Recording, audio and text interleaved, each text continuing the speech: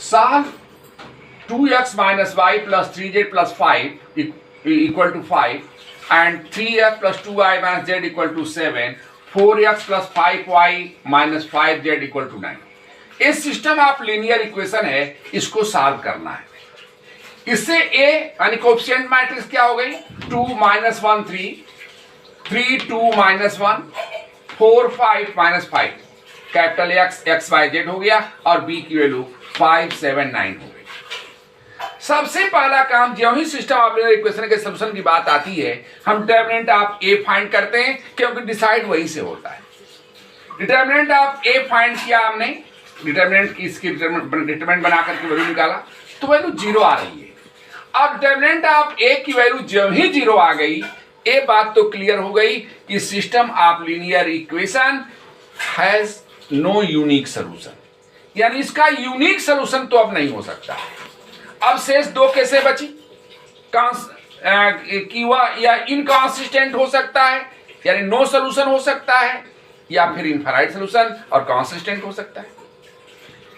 तो determinant of a की value 0 के इक्वल होने का ये मतलब नहीं होता कि इसका सॉल्यूशन ही नहीं आएगा या ये कॉन्सिस्टेंट ही नहीं होगा, इनकॉन्सिस्टेंट ही है। ये बात क्लियर है, ऐसा नहीं है, क्योंकि डिटरमिनेंट ऑफ a की 0 होने पर इसके सॉल्यूशन इनफाइनाइट भी हो सकते हैं।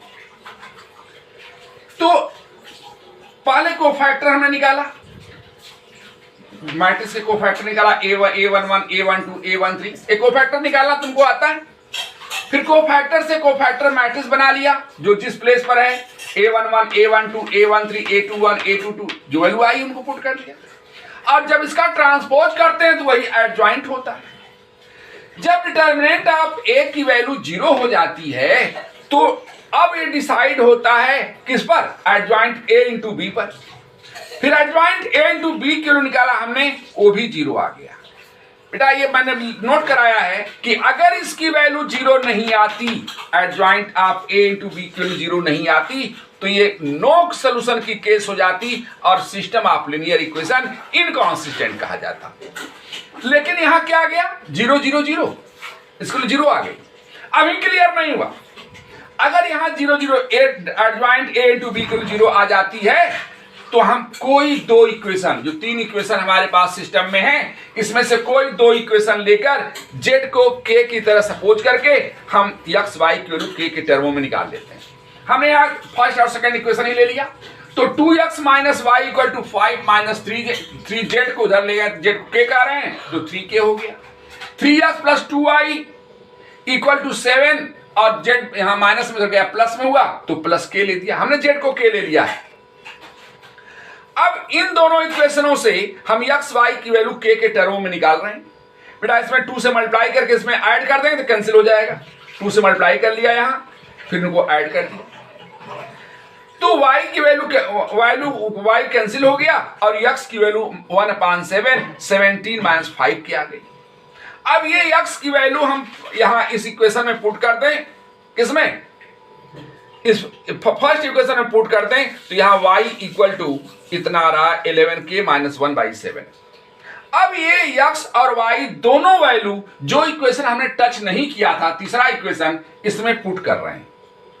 और अगर ये फॉलो करता है, यहां सेटिस्फाई कर रहा है, बेटा हमने लिखा है, अगर ये सेटिस्फाई नहीं करता तो यहां आकर हम कह देते कि given system of linear equation is inconsistent and it has no solution.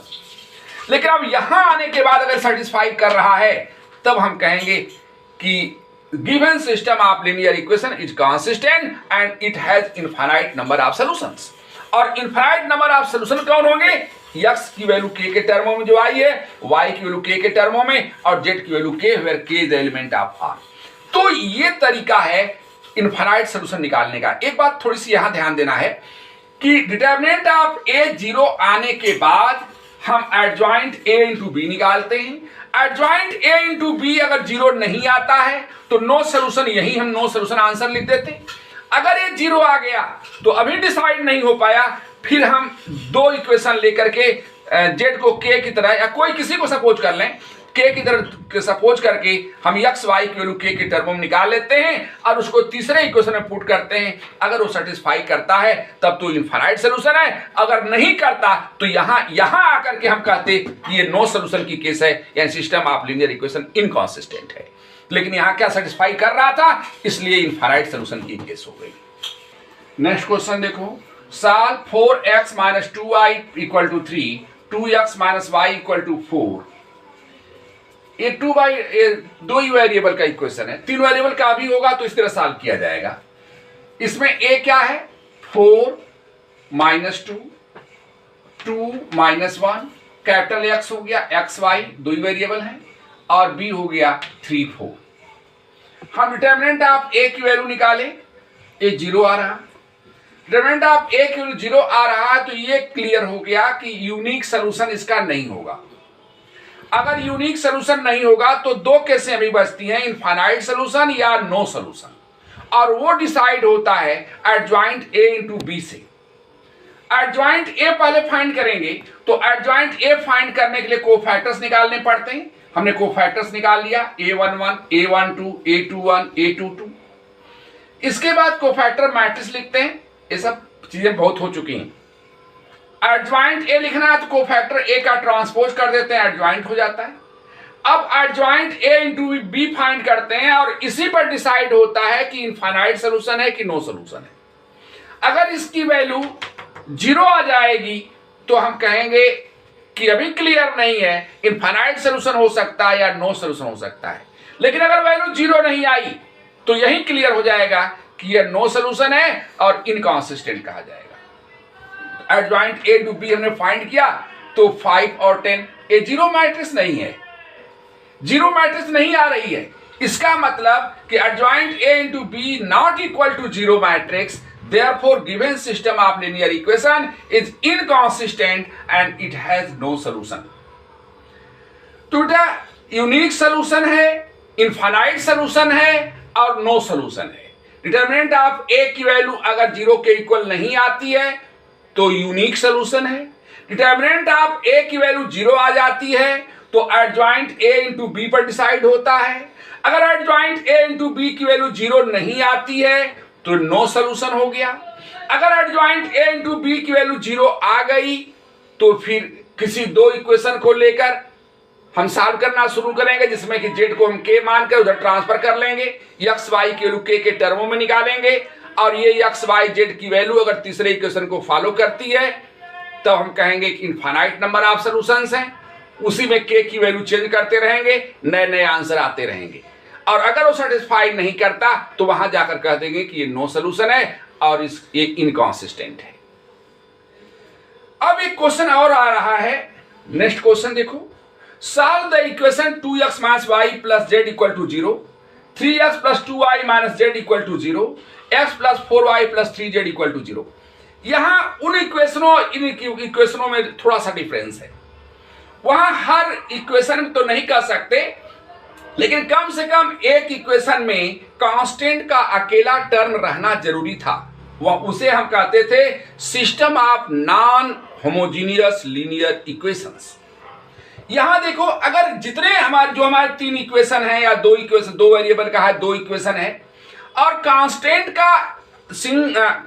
का कोई भी टर्म अकेला नहीं है 0 को छोड़कर, यानी इसमें देखो कांस्टेंट का एक भी टर्म नहीं है, केवल 0 है, यहां कांस्टेंट का एक भी टर्म नहीं, तो ऐसा सिस्टम ऑफ लीनियर इक्वेशन जिसमें कांस्टेंट का अकेला टर्म न हो उसे हम homogeneous system of linear equation कहते हैं।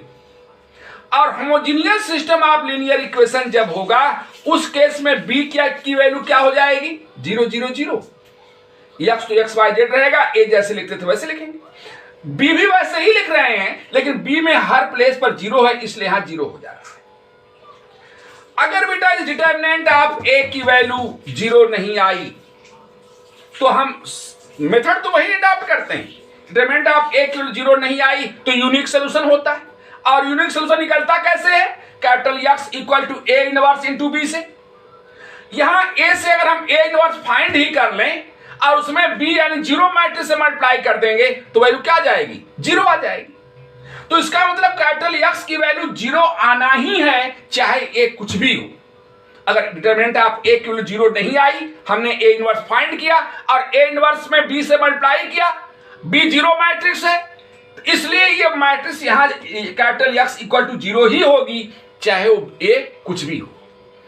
तो जब ये 0 ही होगी तो एक्स वाई जेड तीनों की वैल्यू क्या आएगी? 0 होगी।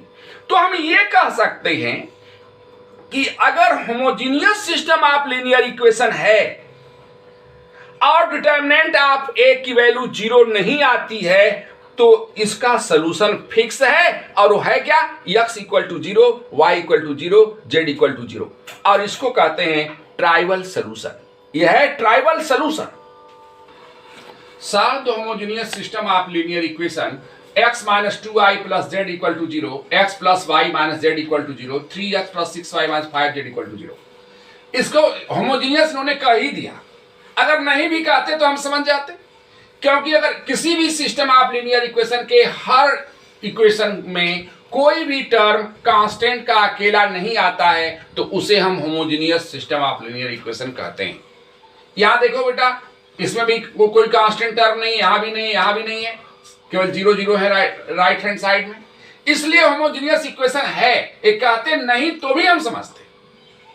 और अगर homogeneous system of linear equation है तो एक हमने सॉल्यूशन इसका पढ़ा है जिसको हम यूनिक सॉल्यूशन कहते थे। जब डिटरमिनेंट ऑफ ए की वैल्यू 0 के इक्वल नहीं आती है तो यूनिक सॉल्यूशन पहले हम कहते थे, उसी यूनिक सॉल्यूशन को होमोजेनियस में ट्राइवल सॉल्यूशन कहते हैं, क्योंकि इसका सॉल्यूशन भी फिक्स होता है। x equal to 0, y equal to 0, z equal to 0।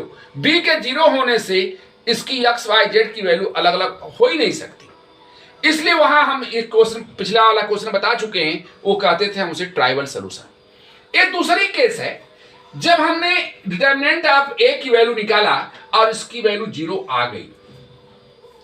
अब डिटरमिनेंट ऑफ ए की वैल्यू 0 आ गई तो अब ये ट्राइवल सॉल्यूशन की केस तो खत्म हो गई, क्योंकि ट्राइवल सॉल्यूशन तो तब होता है जब डिटरमिनेंट ऑफ ए की वैल्यू 0 के इक्वल नहीं होती है। यहां डिटरमिनेंट ऑफ ए की वैल्यू 0 आ गई। अब यहां क्या क्या हो सकता है बेटा? यहां हो सकता है एडजॉइंट ए इंटू बी की वैल्यू निकाली जाए और वो 0 आए या 0 ना आए, यही था सिस्टम पहले। लेकिन यहां जब b 0 ही है तो एडजॉइंट a इंटू बी की वैल्यू 0 नहीं आएगी, ये केस ही खत्म हो गई, क्योंकि एडजॉइंट a कुछ भी आ जाए, लेकिन b मैट्रिक्स 0 मैट्रिक्स है।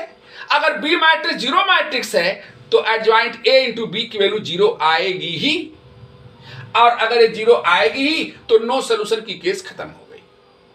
अब एडजॉइंट a इंटू बी की वैल्यू 0 आएगी तो हम इनफाइनाइट सॉल्यूशन की केस बनती है, जिसमें हम कोई दो इक्वेशन लेकर वहां भी सॉल्व करते थे, यहां भी हमने दो इक्वेशन ले लिया। Take any two equation and consider z equal to k. हम कोई दो इक्वेशन ले सकते थे, हम उसमें बाउंडेशन नहीं, फर्स्ट सेकंड नहीं ले, हमने फर्स्ट सेकंड लिया है। तो x minus 2y equal to minus k, x plus y equal to k आ गया।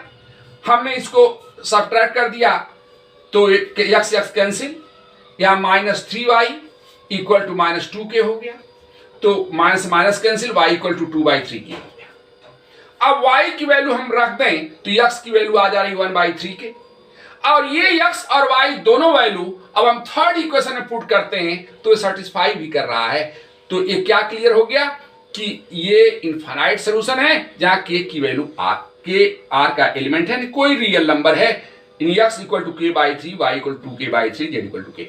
इस सिस्टम को जब कि डिटरमिनेंट ऑफ ए की वैल्यू 0 आ जाती है, इनफाइनाइट सॉल्यूशन होता है, तो नाम यहां जैसे वहां नाम चेंज किया गया है। यूनिक सॉल्यूशन को हम ट्राइवल सॉल्यूशन कहते थे, इसको नॉन ट्राइवल सॉल्यूशन कहते हैं। यानी homogeneous system of linear equation में दो टाइप के सॉल्यूशन हुए, एक ट्राइवल सॉल्यूशन, एक non trivial solution. Trivial solution उस केस में कहते हैं जब डिटरमिनेंट ऑफ ए की वैल्यू 0 के इक्वल नहीं आती है, और उस केस में हम ट्राइवल सॉल्यूशन नाम देते हैं सॉल्यूशन का, और x y z तीनों की वैल्यू 0 0 0 ही होती है। और ना अगर डिटरमिनेंट ऑफ a की वैल्यू 0 आ गई तो नॉन ट्राइवल सोल्यूशन होगा और उसको सॉल्व करने का वही प्रोसीजर है जो उसमें इनफाइनाइट सोल्यूशन में हम करते थे। उसी तरह सॉल्व करके एक्स वाई जेड की वैल्यू निकाल लेंगे और के एलिमेंट आप आर कह देंगे और इसको कहते हैं नॉन ट्राइवल सोल्यूशन।